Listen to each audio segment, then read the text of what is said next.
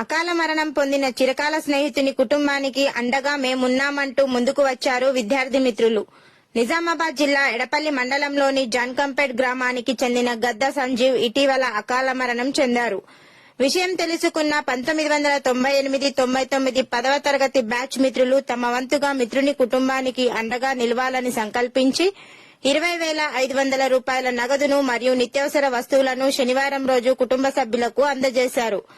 ఈ సందర్భంగా పలువురు స్నేహితులు మాట్లాడుతూ, ఈ లోకంలో స్నేహానికి మించిన బంధం మరొకటి లేదని, అందరితో మమేకమై కలివిడిగా కష్ట సుఖాలను పాలు పంచుకునే ఆప్తమిత్రుడు దూరం అవ్వడం చాలా బాధాకరమని, భౌతికంగా మా మధ్య లేకపోయినా అతని భావాలు మాపై చూపించిన ఆదరాభిమానాలు ఏనాటికి చెరగని స్మృతులుగా మా మధ్య మెదులుతూనే ఉంటాయని జ్ఞాపకాలను నెమరువేసుకున్నారు.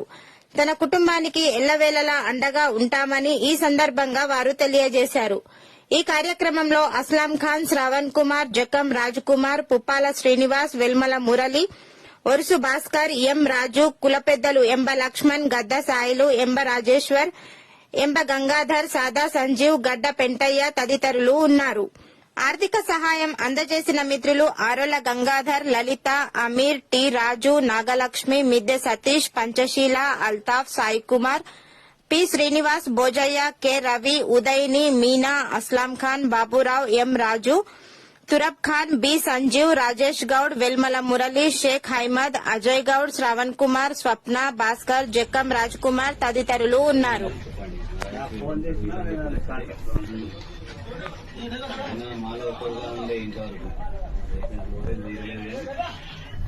ధైర్యంగా ఉండి మంచిగా చదువుకుంటే పిల్లలు జర మీరు మంచిగా ఉంటాయి.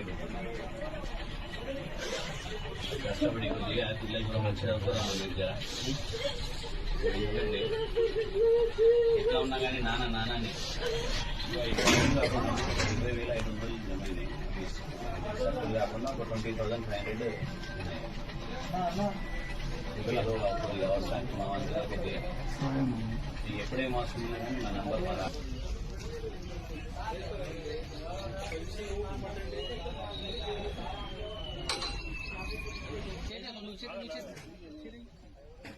చేతి